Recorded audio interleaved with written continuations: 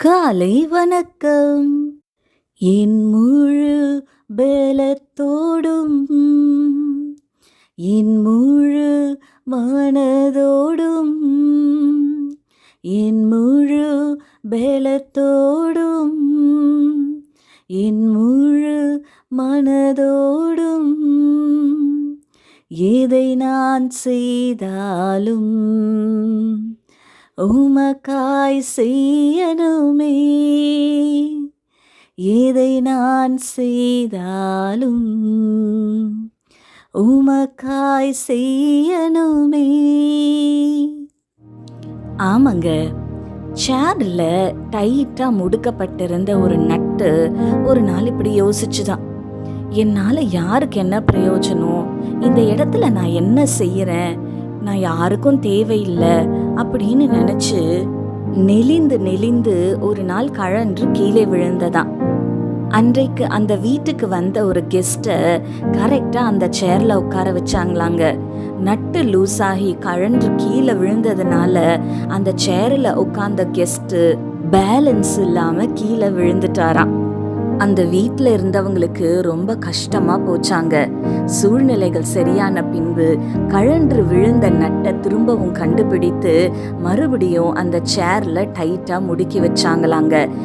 தன்னுடைய முக்கியத்துவத்தை இப்பொழுது உணர்ந்து கொண்டதான் அந்த நட்டு. ஆமாங்க, நம்முடைய வாழ்க்கையில கூட நம்ம அநேக நேரங்கள்ல என்னால யாருக்கு என்ன பிரயோஜனம், எனக்கு தாளந்து இல்லை, நான் யாருக்கும் தேவையில்லை, இல்லை நான் எவ்வளோ கஷ்டப்பட்டு செஞ்சாலும் எனக்கு அதுக்கு உண்டான ரெகக்னிஷன் இல்லை என்று அநேக காரியங்களை யோசித்து சோர்ந்து போகிறதுண்டுல்ல. நம்முடைய வீடானாலும் வேலை ஸ்தலமானாலும் ஆண்டவர் நம்மை அந்த இடத்திலே வைத்திருப்பதற்கு ஒரு நோக்கம் உண்டுங்க. பயனுள்ள பாத்திரங்களா தான் நம்மை அந்த இடத்துல ஆண்டவர் வச்சிருக்கிறாரு. அதை நாம் தான் உணர்வதில்லை. வசனம் நமக்கு சொல்லுகிறது, செய்யும்படி உனக்கு நேருகிறது எதுவோ அதை உன் முழு பலத்தோட செய் என்று. நாம் செய்கிற எல்லாவற்றையும் மனுஷர் பார்வைக்கு அல்லங்க, ஆண்டவருடைய பார்வைக்கு உண்மையும் உத்தமமாய் செய்தாலே போதுங்க. ஒருவேளை மனுஷர்கள் கிட்ட இருந்து அதற்குண்டான ரெகக்னிஷன் நமக்கு கிடைக்காம போகலாம். ஆனா ஏற்ற காலத்துல ஏற்ற நேரத்துல கர்த்தர் நிச்சயமாய் நம்முடைய குட் ஒர்க்குக்கு, நம்முடைய ஹார்ட் ஒர்க்குக்கு உண்டான பலனை நமக்கு தந்து நம்மை ஆசீர்வதிப்பாருங்க.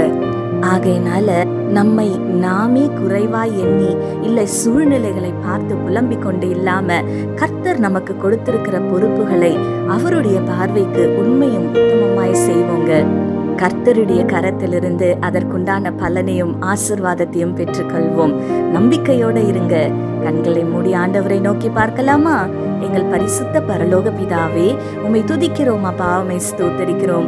இது இந்த காலை வேலையிலுமாய் தகப்பனே, என்னால யாருக்கும் ஒரு பிரயோஜனமும் இல்லை, எனக்கு திறமைகள் இல்லை, என்னால இந்த காரியத்தை செய்ய முடியாது, நான் எவ்வளோ செஞ்சோம் அதற்குண்டான ரெகக்னிஷன் இல்லைன்னு என்ற ஆண்டவரே அப்பா, அநேக காரியங்களை குறித்து யோசித்து சோர்ந்து போய் இருக்கிற உங்களுடைய பிள்ளைகளை கர்த்தர் நீர் கண்ணோக்கி பார்ப்பீராக.